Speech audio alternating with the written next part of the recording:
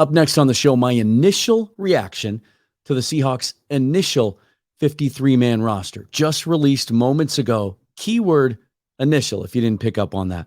Things may change in the next 24 hours, but I'll give you my first blush, my quick reaction to cuts, the guys who made it, some surprises, some upsets, and some changes that might be coming in the next 24 hours. Up next on Seahawks Forever.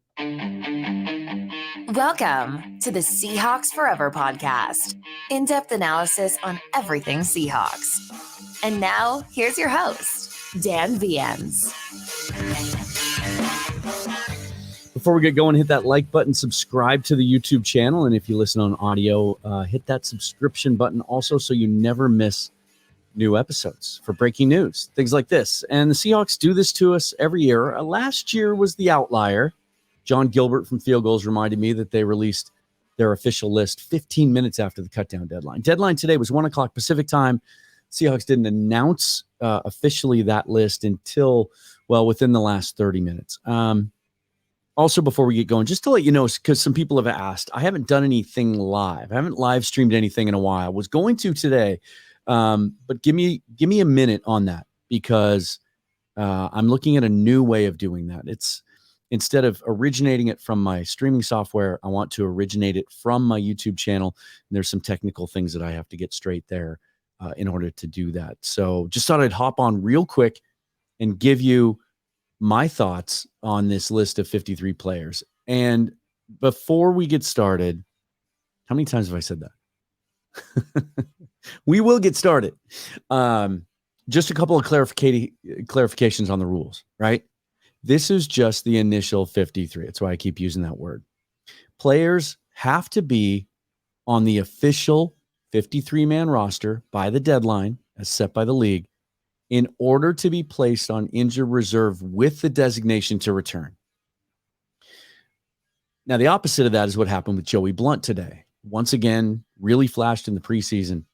Great size, speed, prospect at safety. Was making plays all over the field again. Hurt his shoulder against the Packers. And Seahawks placed him, or they actually waived him with an injury designation today. Basically, if he clears waivers, another team could claim him, but most likely they won't. Once he clears waivers, he automatically diverts to season-ending IR. If you're placed on injured reserve before you set the 53 at 1 o'clock Pacific time, you have to be on injured reserve for the entire year. It's a silly rule. I really think it's a silly rule. Just make it so that you have to designate everything by 1 o'clock today. This player we're going to put on injured reserve with the designation to return. This one's season ending.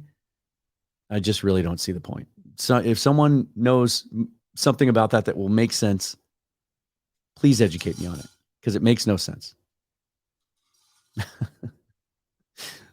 That sound that you hear is the 4 o'clock feeding for Butch, his automatic cat food dispenser.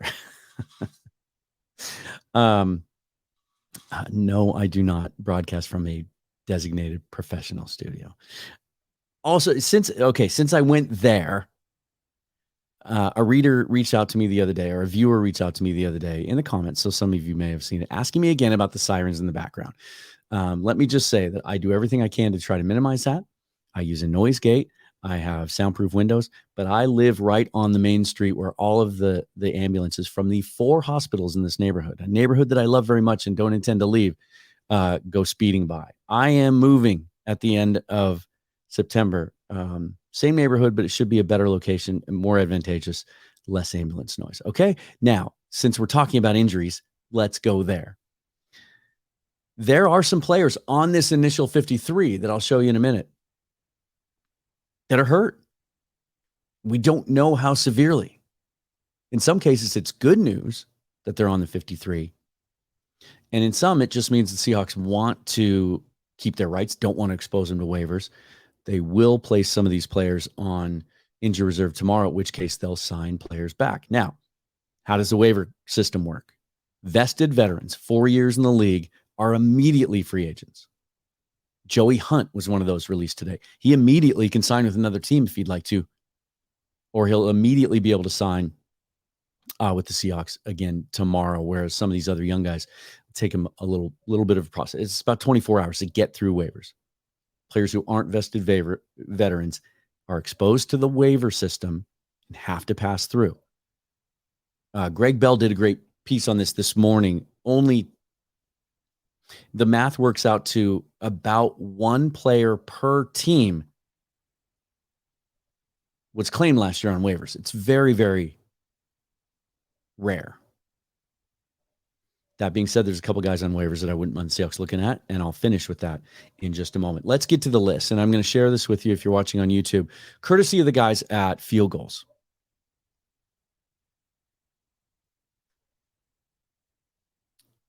Hold on. Here we go. We'll start with the offense. No surprise at quarterback. Geno Smith, Drew Lock are your two there. Holton Ahlers, candidate for the practice squad. We will see how the Seahawks feel about him, if he's the guy that they re-sign or if they pick up someone else. Running back, the four, and the big news here, Ken Walker, Zach Charbonnet, Kenny McIntosh, DJ Dallas. Kenny McIntosh has missed the entire preseason with a knee injury. We don't know how severe it is. He could be one of those that gets placed on injury reserve tomorrow. If that's the case, he would have to miss a minimum of 4 games, and Sir Roderick Thompson would likely be the guy to come back. He showed some things, the rookie out of Texas Tech in the preseason. Tight end, absolutely no surprises. Will Dissly, Noah Fant, Colby Parkinson. Tyler Mabry is another guy that's been up and down the last couple of years. I'm sure he'll be back on the practice squad if he doesn't get claimed. Wide receiver, a lot of questions here, and this is where we need to talk about it, right? There are 6 names, and this is typically how many they keep. Sometimes only 5, typically 6. Tyler Lockett, DK Metcalf, Jackson Smith and Jigba, Jake Bobo, Cody Thompson, Derek Young. We will find out tomorrow about the severity of the injury to Derek Young. He went and saw a specialist for an abductor thing, as Pete Carroll called it. There have been reports he might need hip surgery. And then Jackson Smith and Jigba, we've heard nothing but optimistic reports that he can beat the timeline back, maybe even be ready by week 1. It certainly sounds like the belief is that he won't need to miss 4 games. So he will probably still be on the active roster so that as soon as he is ready, he can be activated. Jake Bobo, obviously one of the stories of the preseason, had this roster made weeks ago. Cody Thompson's another guy who's been banged up, had a shoulder thing, didn't play against the Packers. Does he need IR? In that case, some of the guys that were cut, Kay Johnson, Aesop Winston, who I talked about on the show the other day, one of the real standouts of this preseason. Certainly a guy I'm sure they'd like to get back in the practice squad, but Aesop Winston Jr. could be on the 53 tomorrow. Matt Lander's another guy that a lot of fans have really attached to. The undrafted free agent rookie, size, speed freak out of Arkansas. Could see him back on the practice squad as well. Offensive line, these are the 9, pretty much all through camp. And on every 53-man roster projection we've had, that I think these are the 9: Charles Cross, Damian Lewis, Evan Brown, Phil Haynes, Abe Lucas. And then the backups, Stone Forsythe, Olu Oluwatimi, Anthony Bradford, and Jake Curran. On defense, I'm going to come back to the defensive line. Outside linebacker, really no surprises here. Nwosu, Mafe, Taylor, Hall, Smith. Darrell Taylor is a guy that we will get some clarity on in the next 24 hours. He's missed the entire preseason with a shoulder injury. Is it significant enough that he's going to need to miss 4 games? We'll find out tomorrow. If so, then preseason phenom undrafted rookie Levi Bell would appear to be the first guy that they would have back. He was cut today. And then Tyreek Smith, who Brian Nemhauser said on the show the other day, he thought was a bubble guy that he didn't have on his 53. Does indeed make the roster, at least for now. Inside linebacker, there were some questions here. Now that it looks like Jordan Brooks is going to be ready to go, according to Pete Carroll, week 1, that kind of changes things. Bobby Wagner, Devin Bush, Nick Bellore listed as a linebacker again, even though he's just a special teams guy, and John Radigan, who had a really nice preseason and really kind of elevated his game and looked better week to week, beating out Patrick O'Connell, the undrafted free agent out of Montana, who I would look to see back in the practice squad as well. And then we'll see what happens with Ben Burke-Irvin. He was cut today. The Seahawks love him. What a great feel-good story that he was able to come back, be healthy, and play, and look pretty good this preseason, coming off that severe knee injury with nerve damage of a couple of years ago. And Vi Jones is another one that you want to talk about surprises. This could be one of them. Team was very high on him. Had a great OTA and mini camp season. And then he got hurt. I kind of thought he would make this version of the roster and then be placed on IR or placed on season-ending IR. They have to think that he's going to make it through waivers, though, and maybe they just feel like they'll be able to put him in the practice squad and get him healthy there. So for now, John Radigan makes the team. Corner, again, no real surprises. Reek Woolen, Devin Witherspoon, Mike Jackson, Trey Brown, Kobe Bryant, still listed as a corner, even though he's transitioning to a safety and can now play all 5 spots. And Artie Burns, who really had an outstanding preseason and especially looked good against the Packers. A veteran who also can play all 3 cornerback slots. Safety, Quandre Diggs, Jamal Adams, Julian Love, Jarek Reed II. Now, this is one that was, I think, if you can make a team with one preseason performance, then maybe Jarek Reed did that. Struggled at times against the Vikings and the Cowboys, would make a play and then miss a couple of tackles. But was all over the field against the Packers, sideline to sideline, had a tackle for loss, had a pass breakup, the 6th-round draft pick out of New Mexico. Makes this roster. Don't see any real changes there. Jonathan Sutherland was a guy, undrafted free agent at Penn State, that a lot of people had making the roster. Was getting first-team reps at the end of OTAs, was getting some first-team run in preseason games without the starters all playing. Turns out he has a calf injury. And so we'll see what happens with Sutherland. But Blunt, Okada, and Sutherland all released. Blunt will revert to IR if he passes through. Now, defensive line, Draymond Jones, Jaron Reed, Mario Edwards Jr., the starters. Didn't see very much at all of those guys in the preseason. And then that second line, Miles Adams, healthy all preseason, looked really good. But Cameron Young and Mike Morris, the 2 draft picks this year, injured all through preseason. Haven't seen any of Cam Young, haven't seen any of Morris since the Minnesota game. They cleaned up what Pete Carroll termed an old shoulder issue. No indication of how serious that is, but we'll find out. And this is an area where kind of thought we'd see something today. And I take it as good news that we didn't. The fact that they didn't go out and make a trade for a defensive lineman. Maybe there were no trades to be made. But we'll find out tomorrow. If Mike Morris has to be placed on the injured list or Cam Young, they're going to be looking for bodies there. And they might be looking for more than what they saw out of Matthew Gotel, Jacob Sykes, Roderick Perry, who were released today, and would be obvious practice squad candidates because they all showed something. Not a lot of big names cut today as I scour the waiver wire and try to find guys that might be able to help. Danny Shelton, released by the Kansas City Chiefs. He's kind of become a journeyman.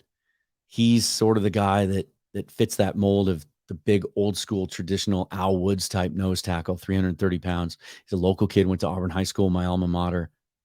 I'm not so sure he's what the Seahawks are looking for now in the way that they intend to play with that defensive line. When we had Matty Brown, when we had Griffin Sturgeon on here talking about how they're going to be more attacking, penetrating more instead of 2-gapping, trying to eat up blockers. So I don't know if Danny Shelton fits,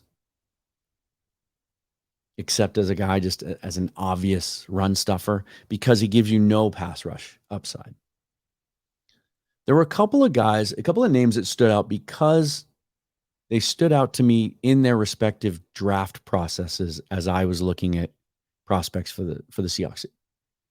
One in particular, in 2020, Marlon Davidson coming out of Auburn. And I wasn't the only one. He's an interior defensive lineman that was mocked extensively that year to the Seahawks. Went to the Atlanta Falcons in the second round, was released today. Don't know how well he played this preseason. Don't know if he's healthy. He had a knee injury his second year in the league, but it was just a scope procedure. Nothing too major. Not sure about a guy like that, but that's someone I liked coming out in the draft class. And then the one name that I don't believe is going to make it through waivers at all and get back to the Chargers, undrafted rookie Jared Clark. If that name rings a bell, probably saw him in a lot of mock drafts as a late round pick from Seahawks mock draft addicts like me. 340-pounder out of Coastal Carolina, small school kid, went to the Senior Bowl, looked good against the best seniors in the country, flashed in the preseason for the Chargers. He is a guy that at that size can eat up blocks, but he's got some pass rush upside. Go to my Twitter at Seahawks Forever, and I retweeted some video clips of him at the Senior Bowl and for the Chargers. Really impressive rookie. Surprised the Chargers didn't find a way to keep him on their initial 53. Would love to see the Seahawks. And I think that's the kind of guy that they would be targeting for upgrades. Young guys with some upside, some potential future upside. I don't think they're hunting like they used to for veteran stopgaps. Tony McDaniel, Al Woods, guys like that to plug in. I think if they don't take a big swing at someone more significant, I think they would just, if Morris or Young has to be IR'd, I think a Gotel or a Sykes would come back up. Another guy, so 2 remain on the PUP list, Brian Monet, and we have absolutely zero clarity on how significant his injury is and how, if any, the Seahawks view his timeline this year. But Austin Fialou is another guy that injured his knee early in the preseason, played for the Seattle Dragons last year, the Sea Dragons in the XFL, former Oregon player the team was really high on through OTAs. Bob Condotta talked about him when he was on the show last month. They liked him enough to keep him on the PUP list. So he has to miss a minimum now of 4 games, as does Monet. And that's it. Teams can IR guys and start re-signing players once they pass through waivers tomorrow, and that's when they can sign them to the practice squad. Right? 16-player practice squad. I think 6 of those now with the new rules can be veterans, guys that have been in the league for any length of time. 10 of them have to have been in the league, I think, less than 4 years. And so that will happen tomorrow.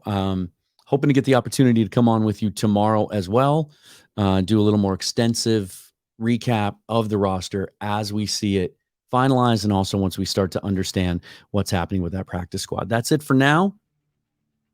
Kind of thought we'd see more of a newsworthy, kind of shocking move or two today. We did not. But maybe we will tomorrow. I'll be back. Until then, follow me on Twitter at Seahawks Forever. Subscribe to the channel. Hit that like button. Forever and always. Go Hawks.